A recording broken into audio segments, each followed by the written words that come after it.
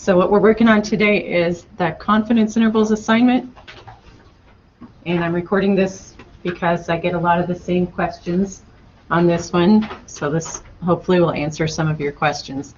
The first question I usually get is where to start with this. This entire first page of this assignment is just instructions for your reference if you need to go back and see how to do something. So where you really need to start with this is on the second page where it says Part 1 Example Problems. And then on this, at the top, it tells you if it's telling you to create both the results and the plot, then you need to save both of those for that part. For example, in Part A, you're going to create the results and the confidence interval plot, and you need to save both of those because those will go into your report later.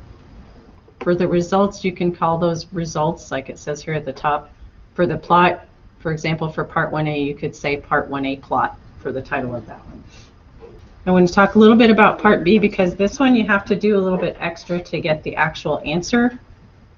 So when we do confidence intervals for standard deviations, the only thing that StatCrunch has is confidence intervals for variances. The standard deviation is the square root of the variance. So we can still use that variance stat procedure in StatCrunch, but we have to do a lot with either squaring things to put them in the first place or taking the square root when we get the answer. So it's not a direct answer to the question like it is for everything else. So in Part B, when you get down to the results down here, it gives you the lower limit and the upper limit for your confidence interval. Then to find, this is for the variance though, if we want that for the standard deviation, we have to take the square root of both of those two numbers.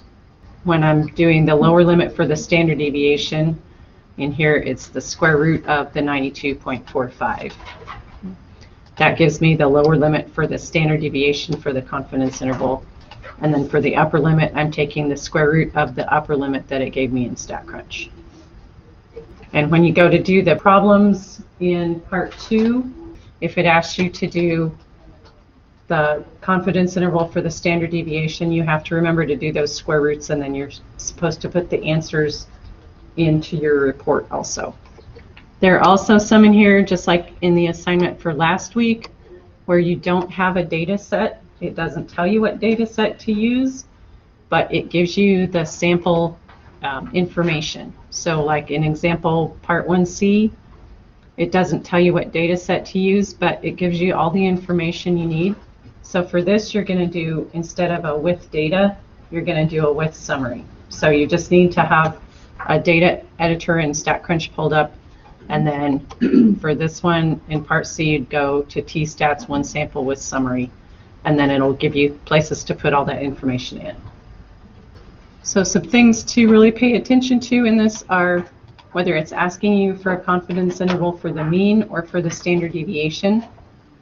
If it's for the mean, then you're going to use the T-Stats. If it's for the standard deviation, then you're going to use the variance stats. It makes a big difference.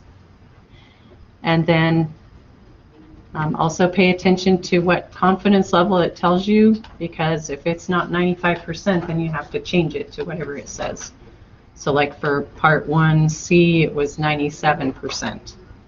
And when you do the problems in Part 2, the first one asks you for a 99% confidence interval. So that one you have to change it to 99%.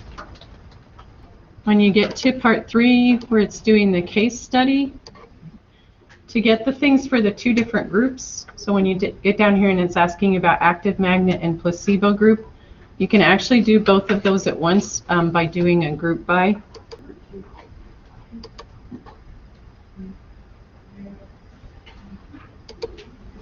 So for example, when I'm doing this, I'm going to select the pain rating after treatment for my column.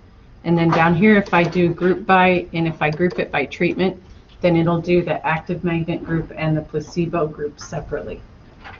This is just like other things where we've done a group by, so it will do the two confidence intervals separately. You still have to tell it what confidence level you want.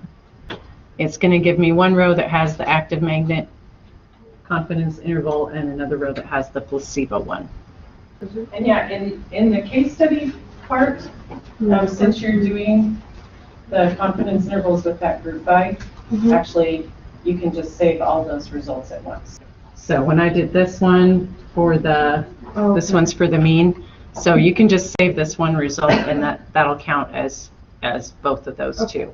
So one thing, when you go to create the report, it tells you you're going to have 15 results, but if you did those ones where you did the group by, you kind of got 2 results in one, so actually you'll only end up with 13 instead of 15. So one more thing, when you get to the last part of the case study, when it asks you those questions, when you're looking at 2 confidence intervals and comparing them, you need to look at whether they overlap or not.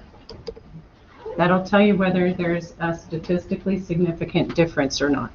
If the confidence intervals do overlap, then there's not a statistically significant difference. But if the confidence intervals don't overlap, then there is a statistically significant difference. So for example, on this one, when I'm looking at my 2 confidence intervals, I've got the one for the active magnet and the one for the placebo. Notice the active magnet, the upper limit is about 5.6, and for the placebo, the lower limit is 7.6. So if I put those 2 both on a graph, like on a number line, they wouldn't overlap at all, because the first one, the top number is lower than the bottom number for the second one. So the first one ends way before the second one starts. So these 2 do not overlap. Are we supposed to do an interval plot for part 3 for all of them? No. Part 3, it doesn't ask you to do the plots for any of them, so you don't need to. You can if you want to, but you don't need to. So again, here's kind of your cheat sheet for whether there's a statistically significant difference or not. If the intervals do overlap, then there's not one. If the intervals don't overlap, then there is a significant difference. Where do we type our answers? When you go to do the report, there's a thing in the report that says the body.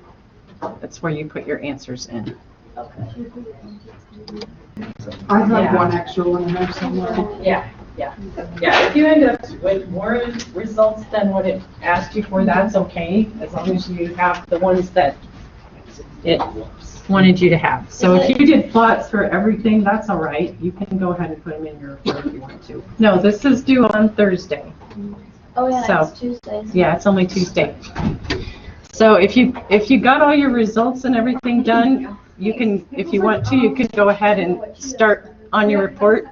If you don't have the answers for the part at the end, you can always save your report and come back to it later and put those answers in. So you don't necessarily have to have it all done at once. Just make sure if you're trying to create your report, go ahead and save what you have, and then you can come back to it.